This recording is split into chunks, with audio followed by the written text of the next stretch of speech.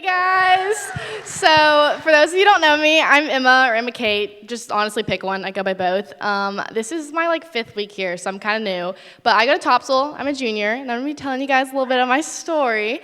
So, I grew up in South Carolina in this really small town called Spartanburg. It was right outside of it.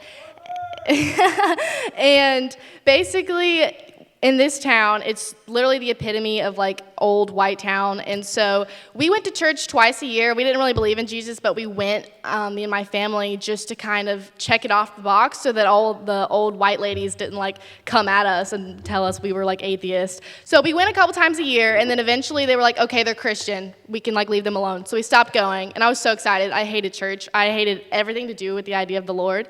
And I'm just going through my life, and then one of my dad's old players is like, hey, Coach TG, you want to come to this non-denominational church? It's a lot different. And so my parents go, and they get saved, and they got baptized in our backyard. And that was kind of my first experience of, okay, this is a little bit of what Christianity looks like. But I was like, that's really not for me. And then we moved here a couple years ago. So in 5th grade, I'm in 11th grade now. And my parents start going to this church called Life Point. My dad gets a job there, and we become kind of close with the Capustas. And I watch my family just kind of pour into the Lord, especially my dad. And I'm obviously learning more about the Lord because I'm in church. My dad literally works at a church, but I was like, yeah, no, I don't believe in this. So I was an atheist, but I refused to tell anyone at church because I was like, I don't want them coming at me or anything. But I went and was just learning more about it, but at the same time was like, this isn't for me.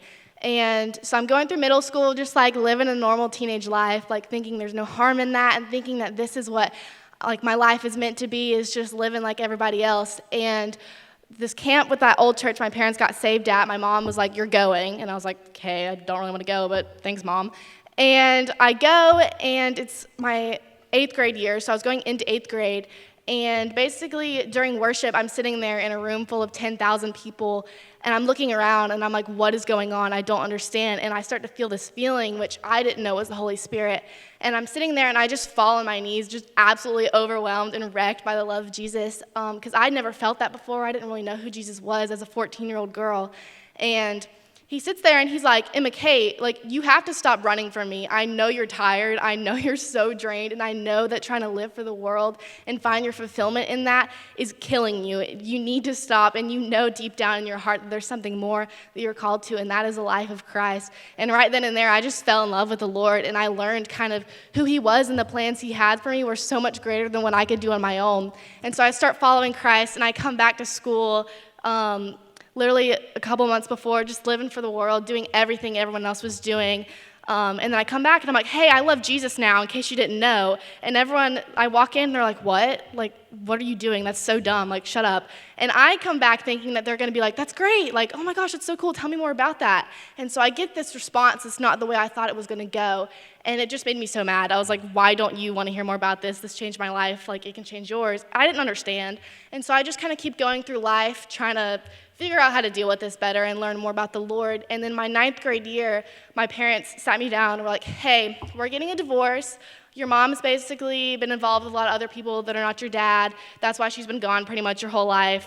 And I learned a lot about my childhood and how the relationship I had with my mom wasn't what a normal relationship should be like. I learned a lot about the emotional abuse that was happening to me and just manipulation and a lot of the things that had happened to me that I was just taught, okay, this is normal. This happens to me, so this happens to everybody else too, right? And I learned that was wrong, and just the weight of that kind of broke me. I was like, you know what? If you really want me to follow you, Lord, give me something. And then 5 days later, my dad picks me up from school, and I'm like, I have 30 minutes left. What are you doing? And he's like, your uncle, who was me and my dad's best friend, we all got along really well and just were really close, passed away. I went to check on him at his house and found him dead there. And so I was like, all right, it's really clear that God doesn't want me to follow him. And, to be honest, I don't want to follow him either right now. I'm done with this. I knew this wasn't a good idea, and I walk away. And after this, I was just kind of trying to go back and just find my way on my own again. And I knew deep down that I was going down the wrong path. And my mental health just kind of plummeted, and I got diagnosed with depression and anxiety and struggled a lot with just suicidal thoughts and all that fun stuff that no one likes to talk about, but definitely should be talked about, especially in church. And I was just kind of like, I can't do this anymore. I don't want to be here anymore. And then every single time I kind of got to a point where I was like, I don't want to be here. I'm not doing this anymore. I would get a call from one of my friends from camp being like, Emma, like I was driving home from baseball or whatever, and the Lord just told me he's not done with you and that he has a plan for you and that if you just let him use your pain, he can grow you from it so you can help other people. And I kind of just pushed that aside and was like, it's a coincidence. But on the third time it happened, I was like, you know what? It's obvious that the minute I stepped away from Jesus, I started getting worse. And I'm letting my circumstances define me when I know deep down my God defines me and not my circumstances.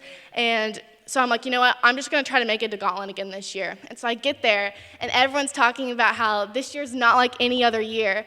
And then one of the morning sessions, I'm sitting there, and I'm in a room of 10,000 people. This girl is speaking who doesn't know my name, has never heard of me, and she just says, Emma Kate. And I'm sitting there, and I'm like, me? Like, this Emma Kate? And everyone's like, there's literally no one else named that here, but okay. And she says it again, so I'm like, all right, she's obviously talking about me. And she's like, you have everything you need in you to continue to storm your school with the power of the gospel.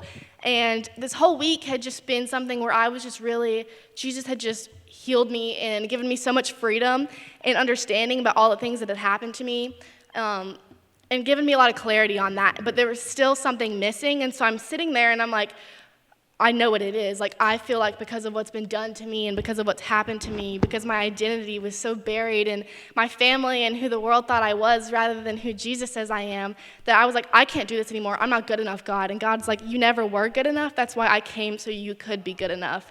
And I'm like, all right. I know what I have to do.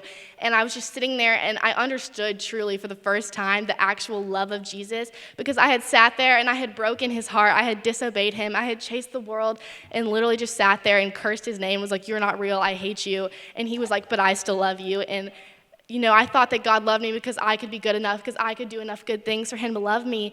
And this just kind of showed me like, hey, no, you can't, but he loves you anyways. He wants the broken part of you.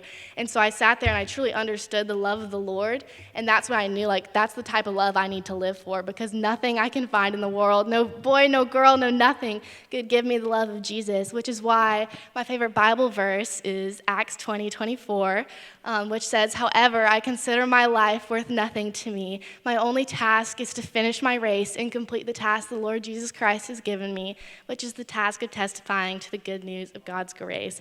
And that's a little bit of my story. Now I'm just living for the Lord. So thank you guys for having me. Yeah.